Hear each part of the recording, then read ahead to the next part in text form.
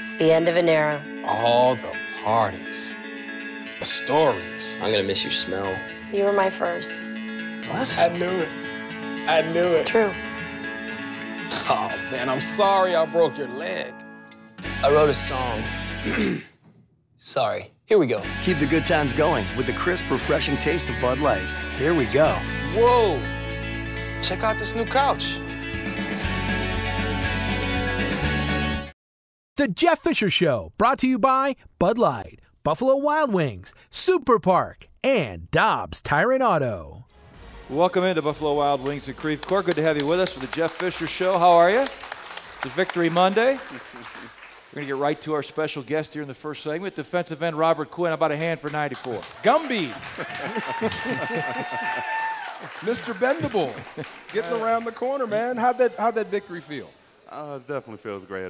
We went on a tough little losing streak, but, this team definitely got a fighting back nature. So definitely get back on the winning side of things is definitely something we want to do. So we're just going to take it week in and week out from here. Defensively, you establish your goals, meet your goals yesterday. You did a better job against the run, that's certainly. And Maurice Jones-Drew can bring the wood now. Yeah, we actually had a big discussion about that. I don't know if y'all saw on the sideline. We held them to 45 yards through like that last 6 minutes of the fourth quarter, and that last little drive they had, he picked up, I think, 59 or something, and our coach was not happy about that, our D-line coach. But, I mean, that's something we got to, bring upon ourselves, finish the game, and don't let running backs get going at the end of the game like that. How was Jeff Fisher's approach? I'm told that he had a unique approach. He didn't beat you guys down after San Francisco. He corrected. He set out to correct what was wrong. But he kind of said, we're turning the page and starting a new season here. He definitely did that. It was funny, in our team meeting room, he comes in and he starts off by saying the league messed up. It's a 12-game season. We're like, what are you talking about, coach? Then he leaves, comes back with a whole different outfit on, hair slicked over. And, we're still trying to get in. He's like, congratulations, guys. We just broke camp. And we're looking like, okay, coach. Like, we're still trying to understand. But that's just kind of his personality. Like, what's in the past is in the past. We got 12 games, for sure, 12 games ahead of us. Let's start our new season and, get better from here on out. So this is week 2? Going to Houston. This is week 2 for us. This is week 2 in Houston. It's a new math. We're trying to figure this out as we go. Yeah. Does it bother you when you get the victory, and that's all that matters in the NFL, getting the W no matter who you play? Does it bother you when you hear it was just Jacksonville? They're professionals as well. So, if you let them get up on you, because we were down, I think, 7-0, early, and it could have got ugly. But, they're professionals. There's, a young, great team. It's hard to get, wins in this league. So you take them as they come and try to get as many as possible as the season goes. How would you grade your play yesterday? Well, our D-line coach actually gave me a B+. So I'm going to say I played at least to a B+. Okay. How does Mike Waffle grade? Is he tough? He's pretty demanding. Yeah, he's pretty, I guess it's a little more, easier if you get a win or, compared to a loss. But he's definitely demanding, wants the best out of, all his D-linemen. But, that's a good thing, because majority of us is young, 4 years or younger. So, we can definitely be dominant for a long time. You made a play that showcased your athleticism. They ran the read option to your side. You were outside, had outside leverage, so Gabbert knew he couldn't hand the ball off. He gives it away, and yet you still make the tackle on the running back for only a 2-yard gain. Now, we were talking about that during that showed your athleticism there. I just call it playing football. For Robert Quinn, it's playing football. You took away the quarterback. You also took away the handoff. Just out there having fun, really. Once I seen Gabbert hand the ball off, next guy got to go get it the running back. So, I try to keep the game pretty much simple as possible. Go out there having fun, trying to help make a play for this defense. And, like I said, get a W, hopefully keep that going. How happy are you that Jolon Dunbar is back? We were watching him pregame, and, he goes into this routine where he turns into Rampage Jackson. It's almost the same guy, that same intensity. It's nice to see that back on the football field. It's definitely a great feeling, just throughout the week of practice, just hearing him out there, communicating with James and the DBs or whoever's out there with them, and just that sense of presence because, he loves to hit. You know, of course, he's playing linebacker for a reason. So, and his trash talking is some of the funniest. So, I mean, it's definitely there's that sense of presence of having Jolan back, and the energy he brings back to this defense, which I think we were missing for a little while. So, I'm definitely excited to have Jolan back. And he came back with a W for it. Where are we on defense right now? We're trying to figure out where you guys are and what this defense is going to be. It hasn't gone the way we thought it was going to go. So where are you guys as a group right now? I mean, we're still, we're not where we want to be, of course, compared to last year. So, I mean, but we got a lot more younger guys this year, on the back end. I think as the season goes on and corrections are being made, because I know we had a little meeting today, with kind of the front seven on this is what you see, play this. Don't, like I said, don't make football more complicated than what it is. So definitely think as time goes on and the young guys get more snaps under their belt and see different types of offenses and formation, stuff like that, the faster they play. And I said we can, like I said, we're still so young, so we can definitely bring this young, talented defense week in and week out for a long, long time. Robert Quinn is our special guest here tonight at the Jeff Fisher Show. How long does it take you to recover physically from a football game? When are you good to go during the week? I'm good now. You're not? You can go now? I'm good now. Good now. Give you another 70 snaps right now? I went in. We went in today. I got in. I was sitting there thinking, like, should I get in the cold tub? Should I? No, just kind of. I'm like, why not? So 10-15 minutes in the cold tub. I'm like, yeah, I'm pretty much refreshed. But I'm young. I hate it. Don't you hate him? Wow. I'm only 23. Yeah, young and athletic. Well, we were talking about William Hayes, though, about you do some things with your body on the field. You move in ways that a lot of guys your size and a defensive end just cannot do. No one you can take hit the rush as you take did. advantage of your innate ability to move your body in ways that most defensive ends just can't do. Well, I going back in the day, back when I was starting in 8th grade wrestling, and doing, and if you ever wrestled, there's some moves and positions you get in or get people in that's not the most uncomfortable, and you just don't do natural movements, while you're wrestling. I think that just kind of translate onto the football field and how I can, I guess, balance my weight and, turn the corners, all different stuff like that. So I think wrestling played a huge part on my career now. I watch you turn the corner. I have to take Advil. I mean, just the body doesn't build that way. I'm curious. So what do you get a plus play for with Coach Waffle? What's a plus play? A sack and a pressure? That's definitely a plus. Yeah. I mean, that's what we're supposed to do. Yeah. But I mean, if it's run to us, or we knock the tight end 3-4 yards back. Plus play. Plus play. Okay. It causes the running back to bow. Just basic D-line stuff. What if you blow an assignment, but you get the sack? Can you politic for the plus play? I think you can definitely. I mean, he'd probably jump on you, if something else, if the play went completely a different way and, they scored for a touchdown, I'm sure he'll let you have it. So, I mean, if you're going to mess up, make sure you make a play while you're messing up, and I think everything will be all right. D-line coach. Everything's all right tonight. Robert, thanks for taking the time. We really appreciate it. Stuff. Good to see you, and congratulations on the win, and keep up the good work. Having a great season. Thank you for having me. All right, Robert Quinn with us. When we come back, we'll take a break. When we come back, we will welcome in the head coach, Jeff Fisher. We'll take your questions and comments. 314-969-0101. In Illinois, it's 399-0101. You can text us, 65780, or tweet at Rams Radio with the hashtag #AskTheCoach. Back in a moment on the Jeff Fisher Show on 101 ESPN and the St. Louis Rams Radio Network. It's the end of an era. All the parties, the stories. I'm gonna miss your smell. You were my first. What? I knew it. I knew It's it. true. Oh, man, I'm sorry I broke your leg. I wrote a song. Sorry. Here we go. Keep the good times going with the crisp, refreshing taste of Bud Light. Here we go. Whoa. Check out this new couch. Hey, welcome back. This is the Jeff Fisher Show, and we've got the head coach right here, Jeff Fisher, in the house. Congratulations on the win. Thank you. Thank you. How'd it look on film? There were some better things on film that I thought we saw in person. Then there's a few things that you got to get correct. But the good part about what happened was, as you guys probably talked about, is we got the run game going. We started converting third downs, kept the ball. Defense was fresh, got off the field. forced them to punt. You know, it's all that chain reaction thing. So no penalties on offense, no turnovers. Yeah, the +3 was huge. Yeah, was huge. Yes, defensive score usually ends up in a win when you statistically go back and look at those things. It typically ends up in your favor. What's great about that is you got the turnover. He goes 82. Wow. You block for him, and you don't. It was all clean. Yeah. I mean, that doesn't happen very often. Go 82, you get 4 or 5 blocks, and they're all clean. Yeah. Well, I mean, I think, and this is what we kind of talked to our team about today, was that, you know, we're being penalized in the return game more so than normal.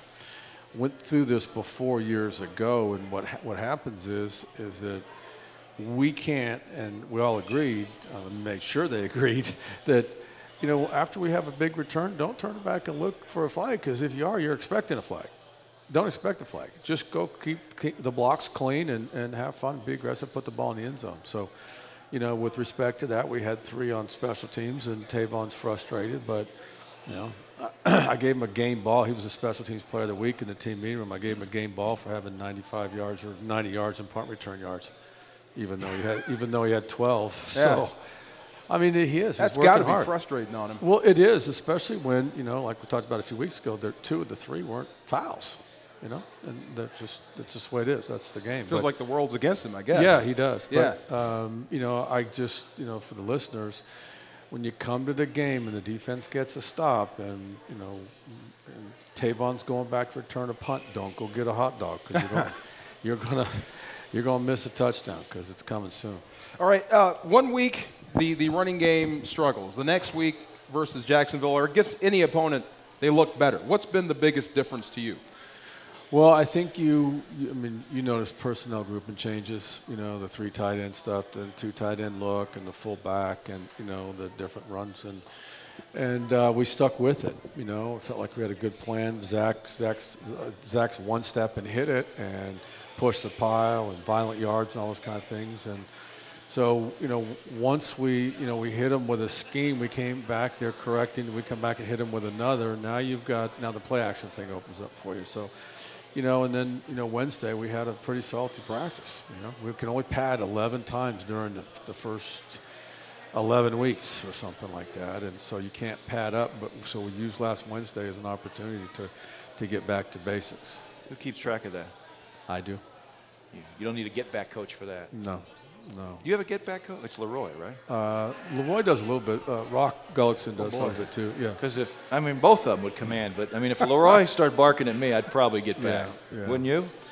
What I like to do is I like to ask the officiating crew to come on over early in the game and warn us. Yeah. You ask them to do that? To warn us, yeah, because then I can say, we've been warned, guys. Next guy that steps up is, and then they're usually pretty clean back there. You got some Jedi mind tricks. I have more problems with the coaches in the white than I do players. Really? If coaches stay back, guess what? Players stay back. When the coaches move up, the players move up. Makes sense. Yeah. You're talking about holding on to the football, getting them off the field. Here's a stat I'm sure you like. 10 of Jacksonville's 14 possessions lasted no more than 2 minutes. Yes.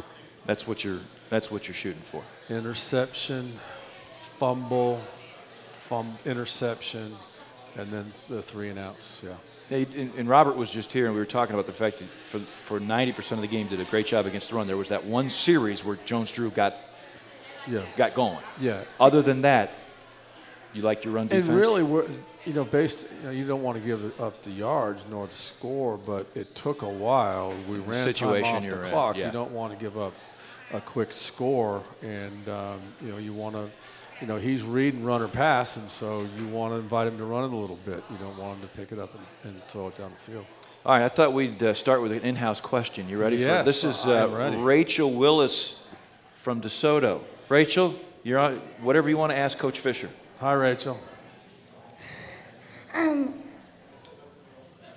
How is it like to be a football coach of the St. Louis Rams? Oh, good question. Thank you. I'm really enjoying myself. Thanks for the good question.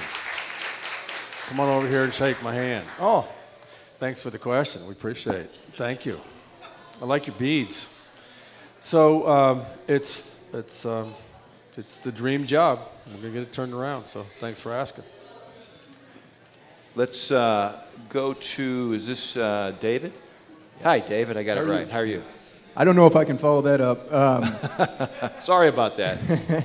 Coach, do you envision Tavon Austin providing any more of a vertical presence or attack as opposed to just screens and underneath routes? Yeah, we do. He was actually down the field a couple of times. We just got, for whatever reason, Sam got knocked down or got someone in his face. But yeah, he can get down the field. So, and he's our leading receiver right now, and as far as catches is concerned. But he has the lowest average per catch of all the guys, and so we want to get that up to 10, 12, and that's accomplished by just breaking one or two. But yeah, thanks. We're trying to get the ball to everybody. Thank you, David. He had a 25-yarder yesterday. I thought that was a great throw by Sam. Had to dump it in over the underneath coverage. Tavon goes up. We got a taste of his athleticism. The one thing that impresses you, though, is how quickly he can spin on a dime when he gets the hand on his football, because he got another 10 yards. I think he was already turning on his way down. I thought he was. And then he hit and then bounced down the sideline, picked up some extra yards. So, yeah, it was good. It was a great throw. Austin Pettis came through for you yesterday. Yeah, he did. The third down conversions and the 2 touchdown catches, it was a great job with the route, the separation. Sam threw a perfect ball, and that was the difference in the ball game. So, yeah, AP's does it every day at practice, getting open, and what happens is you get somebody else over here drawing attention, and he just has different places to go with the ball, and got different guys who are making plays. Corey had a huge catch and run on third down there too. Harkey did. Yeah, I was impressed with Pettis. I mean, he had to peel the cornerback off him to catch that for the touchdown. It's tight coverage, and Lance Kendricks scoring on the athletic play, diving in there. Right, getting the ball inside the pylon. Is that, it seems like when, I guess the score allowed the game plan to really get started on offense. You weren't having to throw to catch up or whatever. The score didn't get away from you. Is that the offense that we're looking for out of Brian Schottenheimer? Well, yeah, it is. I mean, we'll talk about Lance's. Lance's was off a run action fake, a play action fake. It was what we call a naked. And we had established run, and you get guys playing run defense now, and Lance just, he breaks open, and Sam hits him, and there's run after catch. And so that's what we keep talking about is good things happen when you can run it. Oh, you're looking at me. Yeah, I'm looking at my notes and organizing some questions here. One of my favorite moments of the game, the Tavon, one of the long one that was returned, that was called back. He starts running away from the guy backwards. I mean, he's running away backwards. He spun out of the tackle and starts running backwards toward the goal line. I mean, I thought I got a big kick out of this. The kid's an athlete. Yes, I mean, there's not much there to bring down. No. And he makes it very difficult for guys. Yeah, just to watch him, accelerate and weave and cut and move and set blocks up and go. It's, what we expect to happen now is, the ball's going to be punted out of bounds. You just can't, we felt like Ace, their returner, Ace Sanders was a good returner. Obviously he is. You can see what he did. He had some help with some blocks. But so we were trying to get the ball on the boundary. We didn't want to necessarily put the ball in his hand. We wanted to pin him. That's what teams are going to start doing to Tavon. And when they do that, then what that does is that opens up rush opportunities, because when he starts kicking towards the boundary, then you start rushing, and it all works together. We just have to just keep those flags from flying. I thought another key sequence was after the punt block, you don't allow a point. Right. They decide to take points off the board after the offside. Go for it. James comes up with the interception in the end zone. So you nullify the punt block, which was huge. But take me back to the punt block. You had indicated after the game that you had some different personnel on there, and maybe you wouldn't do that again in that situation on the field. Well, we were gonna use the formation motion closer to midfield where we weren't expecting a rush. But now that I've had a chance to look at it, what happens during the week is you got one guy in protection getting all the reps, and then there's a change prior to the game, and another guy goes into position, doesn't get the reps, and so it was a breakdown in protection too. So it was more than the formation. More than the formation combination. But you're giving somebody something to think about. What you're doing, because there is a lot. Because we noticed number 11 was on the field. Number 11 was out there. He's left almost uncovered. Yeah, right. So there's a lot to think about. We did notice that. Yeah, we did. That's when your safeties were going down.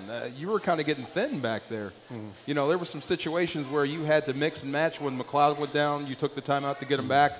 If he couldn't come back, what was going to be the plan with your secondary? Well, we moved Jenks into nickel, and I moved Cody back to safety, and, you know, we're good. Or move Jenks into nickel, put Brandon McGee outside a corner, and stay with Stu and Rodney. If Rodney doesn't come back, then, you know, Gio's in there. So we've been, you know, you have to prepare for that. Yeah. You have to prepare for that during the week. And Gio's the old man. He's the one that stands out. The guys you just mentioned, that'd be the youngest secondary on the nickel situation in the history of football, maybe. No. We'll step aside, come back, take more questions for you. 969-0101, 399-0101. You can text us at 65780 or tweet us at Rams Radio with the hashtag #AskTheCoach. Coming right back with the Jeff Fisher Show on 101 ESPN and the St. Louis Rams Radio Network. It's the end of an era. All the parties, the stories. I'm going to miss your smell. You were my first. What? I knew it. I knew It's it. true. Oh, man, I'm sorry I broke your leg. I wrote a song. Sorry. Here we go. Keep the good times going with the crisp, refreshing taste of Bud Light. Here we go. Whoa. Check out this new couch. Welcome back. The Jeff Fisher Show. Rams beating the Jaguars yesterday, 34-20. Let's go to another question here in-house. This is Justin from Godfrey. Justin, good evening.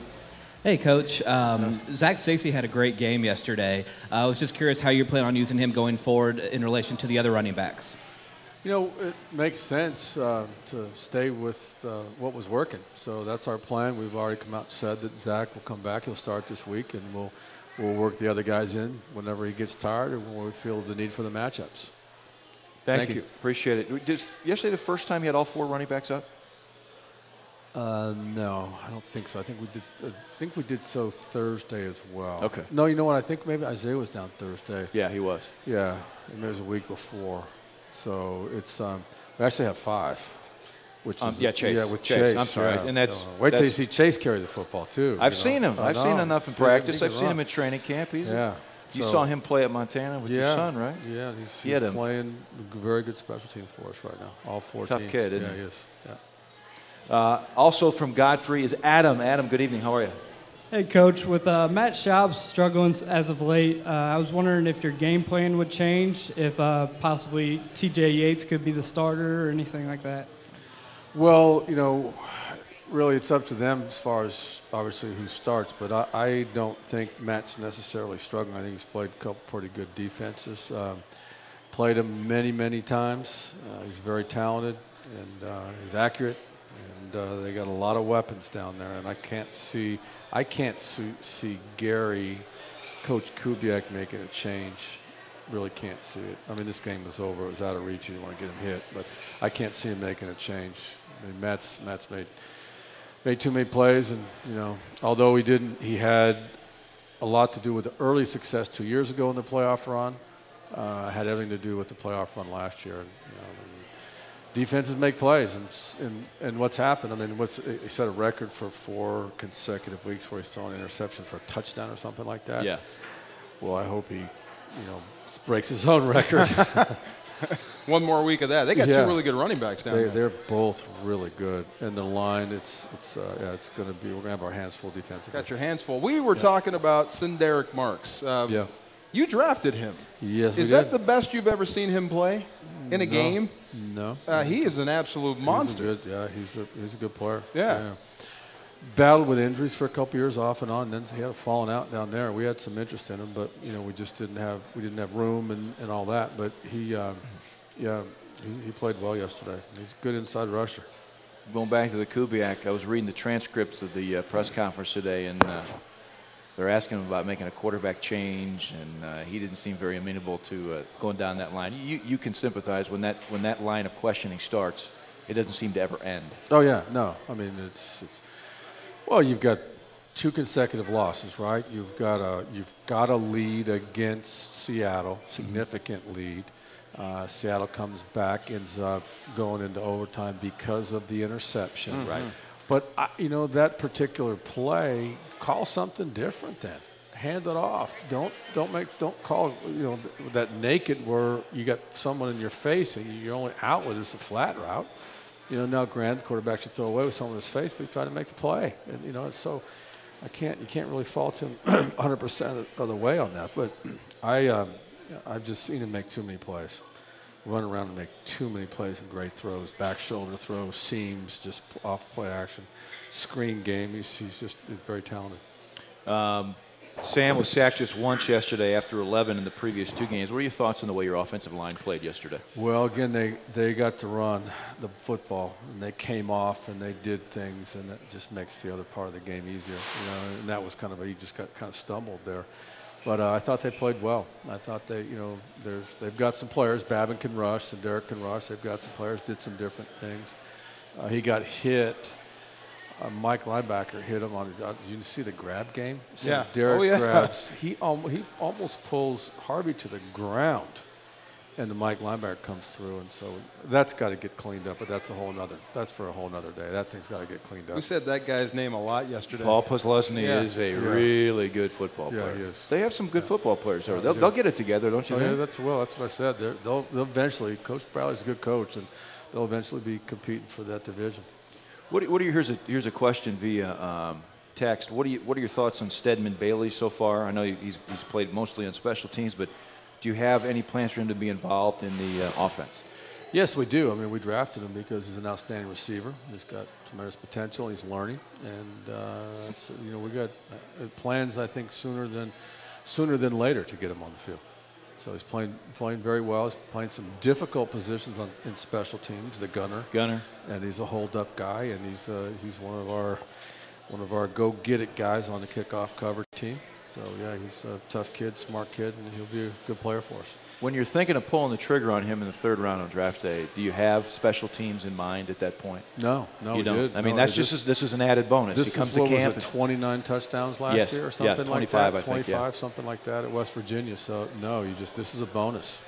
I mean, and again, I mean, he's coming on, and he'll eventually get on the field, but his special teams production, I'll stop short of saying is keeping him from playing offense. He's playing a lot of football right now. Right. And he's good. But no, we'll get him on the field. He's an outstanding blocker.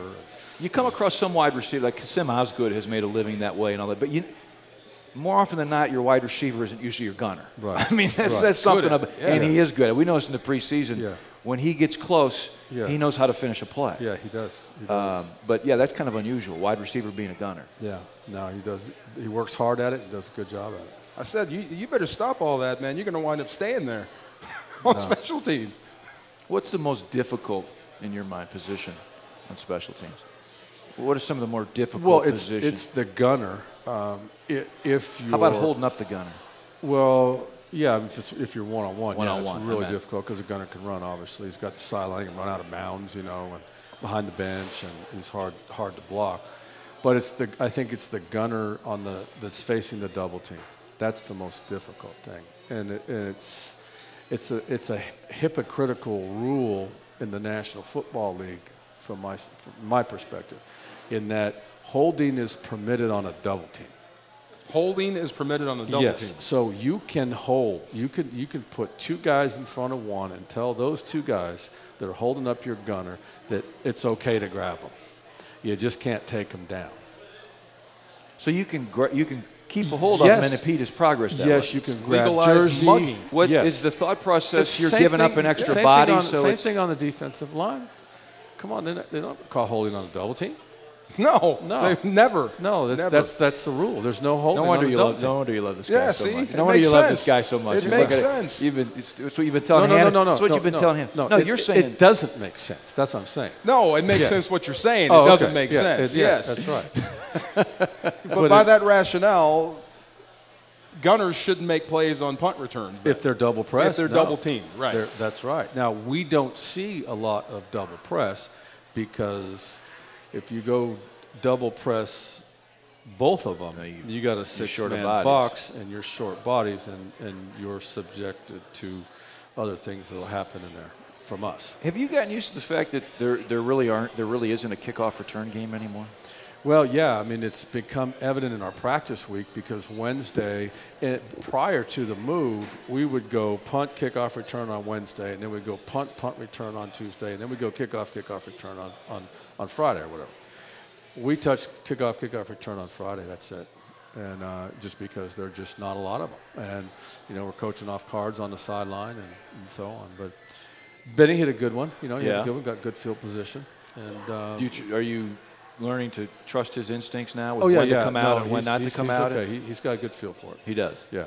He's got a good feel for it. Is there a hard and fast rule you want him to follow, or is it? Well, it's is there a line of demarcation? It's hang time, but it's also depth, and it's probably more depth to kick deeper in the end zone. Prior to the rule change, we were, you were 2 yards deep, and any deeper than that, stay in. Now you're about 5 to 7 yards deep, any deeper, stay in. There was a kickoff at the end of the second quarter, right? That Greg Zuerlein kicked probably to the goal line. 2 yards deep. 2 yards deep. Now did he kick it with his left foot or was that by plan? Designed. Did they return it? Yeah, they returned it. He missed one. Yeah, he may have missed it. Okay. He's human? Yeah, he is. Yeah. I think there were like 21 seconds on the clock. He missed it and it went to the end zone. Yeah. Right. It went 2 yards into the end zone. But we thought maybe it was you wanted hang time and maybe try to pin a guy inside the 20, pin him at the 15 or something. No, he might have missed one. But he's doing a great job positioning his kicks. Getting them put in the corner. Because high in the corner, what you do if you get them in the corner, they decide to bring them out, you got to pin. The field's reduced. The odds of breaking it aren't as high. Johnny struggled a little bit early with the diagonal kicking. The first punt return was supposed to go left out of bounds, and that thing went to the right hash. So that's kind of, when your guys are trusting the ball to go there, there's a breakdown there. But he got things settled down after that. All right, we'll take a break. When we come back, we'll look ahead to the matchup against the Houston Texans on Sunday. This is the Jeff Fisher Show on 101 ESPN and the St. Louis Rams Radio Network. It's the end of an era. All the parties, the stories. I'm going to miss your smell. You were my first. What? I knew it. It's true. Oh, man, I'm sorry I broke your leg. I wrote a song. Sorry. Here we go. Keep the good times going with the crisp, refreshing taste of Bud Light. Here we go. Whoa. Check out this new couch. Hey, welcome back. We are going to preview the Rams and Texans down in Houston. We haven't been there since 2005. Yeah. I don't know. They still call it Reliant? Yes. Okay, it's still Reliant. It's an enormous facility, nice facility. You've been down there quite a few times. Yes. Any thoughts or trepidation about going in after a team has been on the road and played as poorly as they did? Don't you always figure that the wagon's going to be circled? You're going to get their best shot the following Sunday. You know what? Yeah, you're going to get it, especially after the last couple of weeks. I mean, they felt like they let one slip away against Seattle and lost in overtime, and then they got to go out to San Francisco to make things right, and they can't do it there. And now for the third straight week, they get to play a team in the same division. Right. So it's a difficult place to play. I've spent time with Marvin Lewis at Cincinnati. They've gone back there the last 2 years for playoffs. He said the production, the noise, the fan participation, everything, and the whole thing it's a hard place to play because it's very, very loud. Loaded football team. Offensively, I think I like them better on defense. J.J. Watt is, I don't know what you call him or what you do with him. He's a factor in every single play. Yes, he is. Obviously we got our hands full there. We're going to have to scheme stuff up like everybody else does and get the ball out and run it and do those kind of things. And, Brian Cushing's back off the injury from last year and playing well. Secondary's well coached. Wade's an outstanding defensive coach. I don't know if they were first in defense last year, but they were close. They were top 10. I didn't look, but they're first now. And after 5 weeks, and then offensively, you got a really good offensive line, well coached, different scheme, zone scheme, cutting, all that stuff that doesn't, your D line doesn't look forward to playing every week.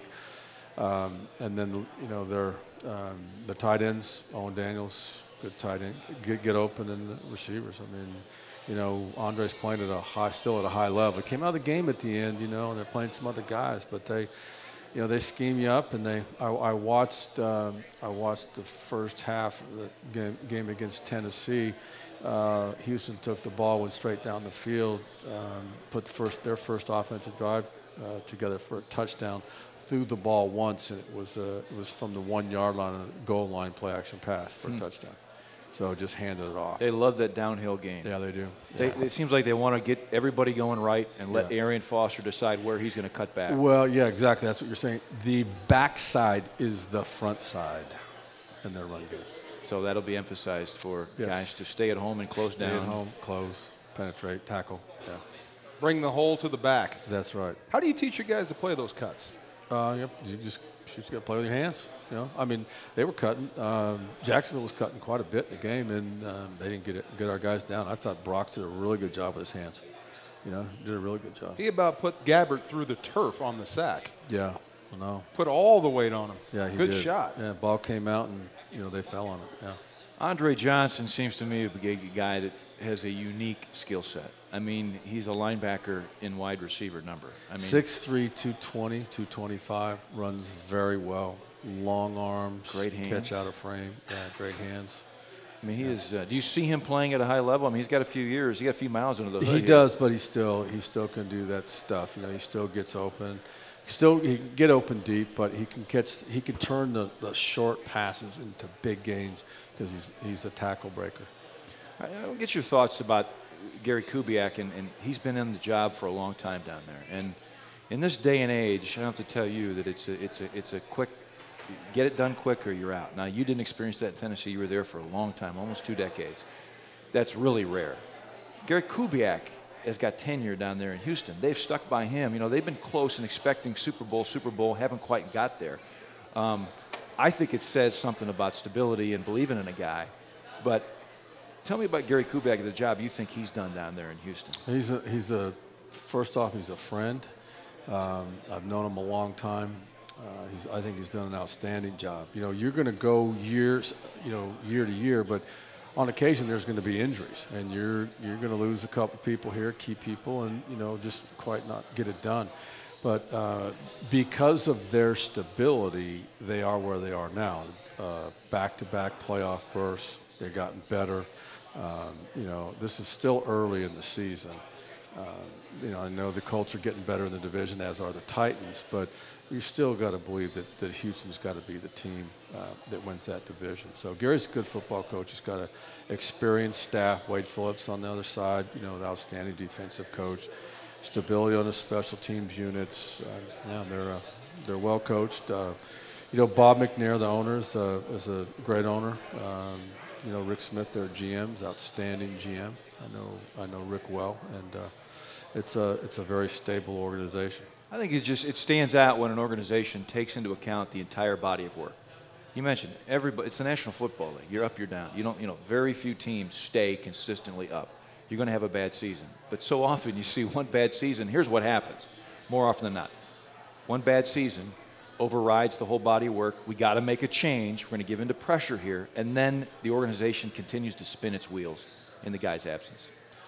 For example, Jacksonville trades their their right tackle or their left tackle away last week, particularly because they want to go get younger, and they after 0-4 they're thinking this and that. So the right tackle moves the left tackle, two backup step in, and now their first round pick breaks his ankle. He's out for the season. Now Jacksonville has no tackles, there's the Texans are a patient organization. They understand what it takes to win, starting with the top. Well, you look at franchises that have been patient, they've been successful. The Pittsburgh Steelers stand out. 3 coaches now since the late 60s. That's unheard of, not only in the NFL, but in professional sports. Well, that's the thing is that, we're not even there yet now, but later in the season, end of December, and all of a sudden there's people talking about, job changes and guys on, quote, hot seats. It's usually the same teams. It's the same teams, and for those that have stability don't mind it at all, because there's only going to be, a handful of teams that are going to be stable year after year after year. It's for example, it's the Patriots, and now the Giants are having a down year, right. But the Giants, they've won 2 Super Bowls in the last 6 years, and they're going to get it back. And so anyone talking about Tom Coughlin, it's crazy in my opinion. He'll 2 Super Bowls in 6 years is a hell of a run by today's standard. Yeah, and he just woke up one morning and forgot how to coach. Right. Well, the other thing it kills you is in terms of when you don't have the continuity and stability, it's the personnel, the people you draft. Yes. All of a sudden, the number one pick or the number 1 overall pick, now the new regime doesn't have any use for him. Right. So now you're starting over. Right. So now you're throwing a premium pick. An ultra premium pick out the window. Yeah. And I just look at it, and I'm not picking on them, but that organization down there, they made the change to Del Rio. They brought in Malarkey. He got 1 year. Now you got another coach. Yeah, now you get 1 year to turn it around. Yeah, and now you're trading players, good players, right? And you're going to give up on some guys that you invested in after this year. Obviously that's what's going to happen. But it looks like they're on the right track with Gus Bradley. They are with him. There's no doubt. You believe that? Yeah. Yeah, outstanding coach. You ever filled a hot seat before? No, I don't worry about that. Don't worry about it at all. No. Yeah. No, there was. It's no secret. There was in '99, an article came out by the current owner of the Titans that it was basically titled "Playoffs or Pink Slips." So that was the closest, but I didn't read it. So. Jeff, thanks. We appreciate the time. We went to the Super Bowl. We give him credit. We remember. He scared me all the way to Atlanta. He scared you within 1 yard of the Super Bowl championship. That's right. Jeff, thanks. And go get the Houston Texans Good luck this next week. Okay. All right. We appreciate you coming out. Every week we're here at Buffalo Wild Wings. You can tune in and send us your questions. You can text us. You can Twitter. You can tweet us. You can Twitter. You can tweet us. Twitter. All right. We're all a Twitter. Sorry about that. I'm in the Stone Age. That's all right. I'm in We're all good. I'm in the social media Stone Age. I am right there with you. I'm the texting and Twitter. All right, let's go down and beat the Texans. That'd be nice, wouldn't it'd be fun. Be fun. I love this. I love that stadium down there. Fun. Good football team. Big, enormous stadium. Yeah. All right, for DeMarco Farr, I'm Steve Savard. I want to thank Michelle Smallman, Dodie Rallman, Chris Files, everybody who helped out back at the station. Thank you for being here. We'll talk to you next week on the Jeff Fisher Show. Have a great night.